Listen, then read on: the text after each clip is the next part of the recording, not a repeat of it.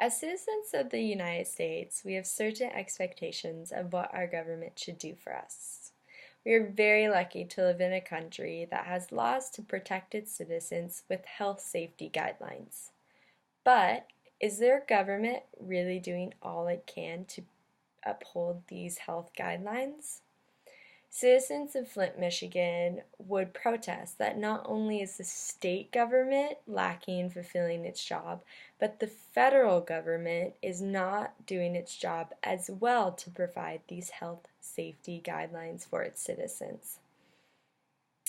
Recently, Virginia Tech found that Flint, Michigan's water source was highly contaminated with lead. The sad thing about this is that their state government was denying the whole thing, claiming that the water was clean and fine to drink.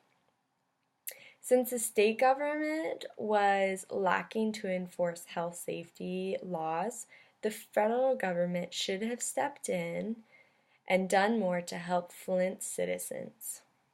Flint, Michigan used to receive its water from Detroit, but recently canceled their contract to save some money.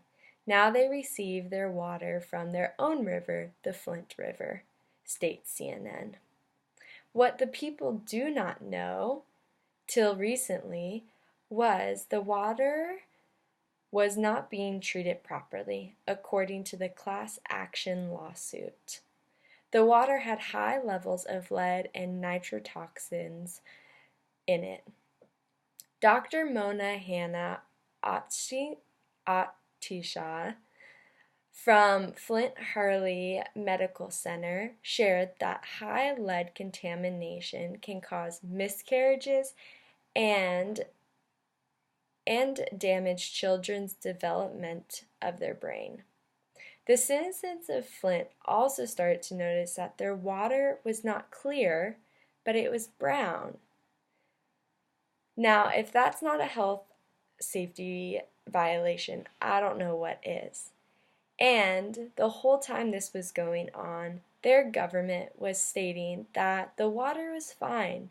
It even went as far as their Flint's governor, Dan Walling, drank water at a press conference to assure the people that it was totally okay, shared Chris White from the Daily Caller.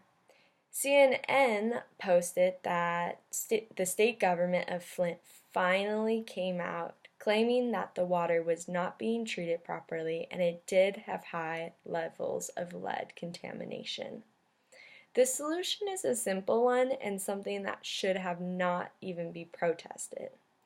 If people's health is at risk, which it was in Flint's case, and the state government is not doing anything to help its people, the federal government needs to step in with the health safety laws. The federal government is over the state government, and because of this, if the state government is lacking fulfilling the health safety for its citizens, the federal government needs to step in and protect its citizens. And in this case, they should have stepped in to make sure that Flint, Michigan citizens were getting clean, cured water that would not harm their health. Some may argue that it is not the federal government's place to step in and try to enforce laws on the state government. The state government does have their own health safety regulations, and it's not for the federal government to come in and make sure that they're following the right health safety laws. But there is an overall health safety law for the entire United States. Whether states choose to go beyond that health safety law is up to them, but the federal government can enforce the overall health safety law of this country. And that law was not being produced properly in Flint. What happened in Flint, Michigan is a terrible event that caused many people harm that could have been prevented.